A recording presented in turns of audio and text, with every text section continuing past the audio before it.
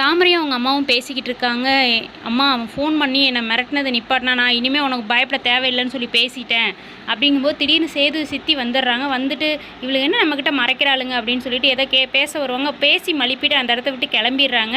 அதுக்கப்புறம் தோப்பில் வந்து பேசிக்கிட்டு இருந்ததை சேது பின்னாடியே வந்து கேட்டுட்டு, உனக்கு ஏற்கனவே உண்மை தெரியுமாண்டா, ஏன்டா என்கிட்ட சொல்லலை, வீட்டுக்குள்ளேயே நாங்கள் வச்சுருந்தோம், வெளியில் நாங்கள் தேடிக்கிட்டு இருந்தோம், எங்களை பார்த்தா உனக்கு எப்படி தெரியுதுன்னு சேது போட்டு ரொம்ப அடிக்க போவான்.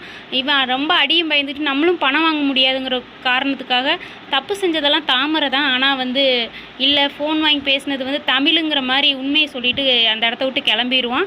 சேது அடிக்கு பயந்தும் இல்லாமல் பணத்துக்காகவும் இந்த இதை தப்பாக சொல்லிவிட்டு அவன் கிளம்பிடுவான். 4 அடி கொடுத்துட்டு சேது அந்த இடத்த விட்டு கிளம்பிடுவாங்க. ஏன்னா இவனால தான் உண்மை வெளியே வரும்னு நம்ம நினச்சிட்டு இருந்தோம். ஆனால் இதுலேயும் தப்பிச்சிட்டாங்க. இனிமேல் எப்படி வந்து தமிழ் வந்து இதுலேருந்து தப்பிக்க போகிறாங்கன்னு தெரியல. ஏன்னா அவங்க அப்பாவும் சவால் விட்டுருக்கிறாரு, 48 மணி நேரத்தில் என் பொண்ணு அந்த வீட்டுக்குள்ளே வந்துடுவான்ட்டு. பொறுத்திருந்து தாங்க பார்க்கணும். பிடிச்சிருந்தா ஒரு லைக் கொடுங்க.